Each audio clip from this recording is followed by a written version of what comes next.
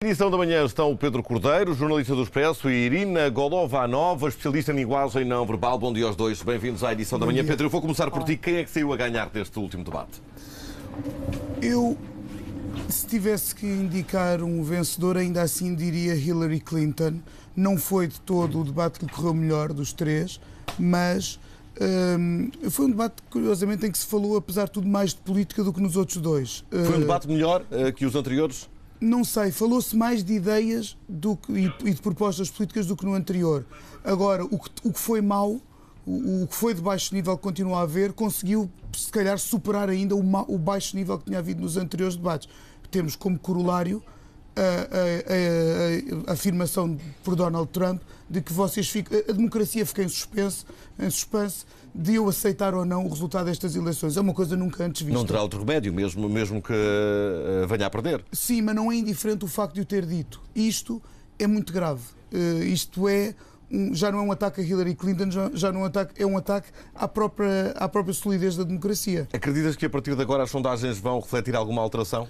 Elas têm, de debate para debate, vindo a refletir baixas de Trump e subidas de Hillary, porque eu acho que as pessoas, mesmo quem não gosta de Hillary, começam a perceber que Trump não é só um candidato. Se até agora havia quem o visse um pouco como um excêntrico ou um palhaço, entre aspas, ou sem aspas, se calhar, no meio desta campanha, neste momento há quem comece a perceber que é mais do que isto. Porque neste debate em que se debateu propostas políticas mais do que nos outros dois, ficaram a nu algumas ideias de Donald Trump que ele tem dito e apregoado e que se calhar ontem se percebeu que são mesmo a sério e que são ideias completamente estapafúrdias, desde a deportação em massa até a acusação de que os milhares de sírios que entraram nos Estados Unidos são todos ou quase todos membros do Daesh, até à descrição que ele fez do que é ser a favor da despenalização do aborto, como é Hillary Clinton. Fez uma descrição feita para chocar e que é completamente enganadora. Quer dizer, tudo isto são umas atrás das outras. Eu julgo que as pessoas... Vamos ver que reflexo é que isso terá nas sondagens nos próximos dias. Irina, como é que vê a evolução da linguagem física dos dois candidatos do primeiro debate até este último?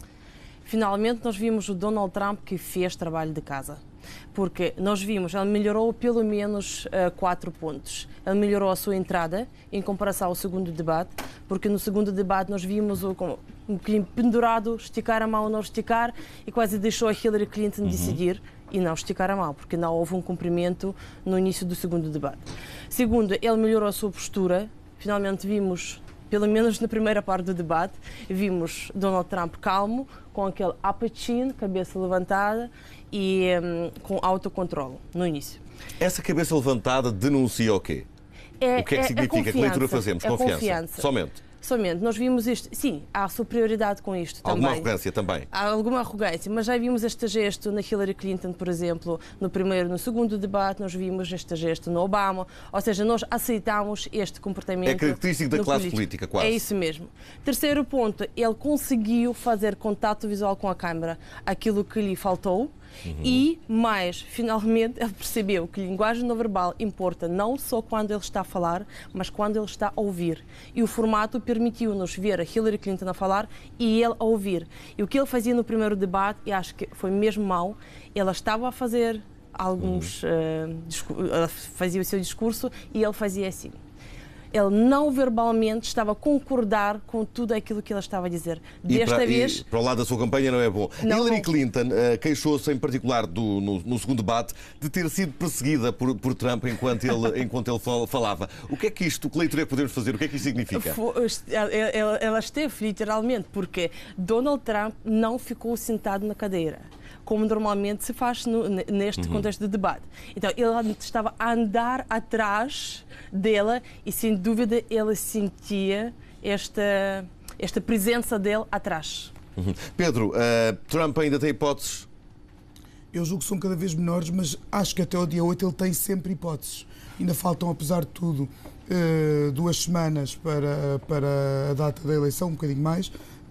E pode sempre acontecer, quer dizer, se já chegou a este ponto, eu julgo que para mim o facto de Trump ter chegado sequer a ser nomeado de um grande partido americano mostra que temos que acreditar que tudo é possível, porque é uma coisa tão... Mas o que é que vai acontecer daqui para a absurda. frente? Como é que vão ser estas 2 semanas e meia até a eleição? Eu acho que Donald Trump vai duplicar a força dos ataques de caráter a Hillary Clinton, porque é por aí que ele pode fazer algum caminho, na medida em que ela também, o caráter dela é atacável e o currículo dela, apesar de ter muito maior experiência em cargos públicos do que ele, tem um percurso que não é livre de erros e que, portanto, é atacável e que pode ser explorado por Donald Trump para levantar mais desconfiança contra Hillary Clinton, que tem alguma culpa na desconfiança que existe, e, por outro lado, nós vamos ver cada vez mais figuras grandes do Partido Republicano a demarcarem-se de Trump, como já houve, e isso pode prejudicá-lo. Irina, vamos olhar também aqui rapidamente para Hillary Clinton. Podemos falar de uma maior contenção por parte da candidata democrata?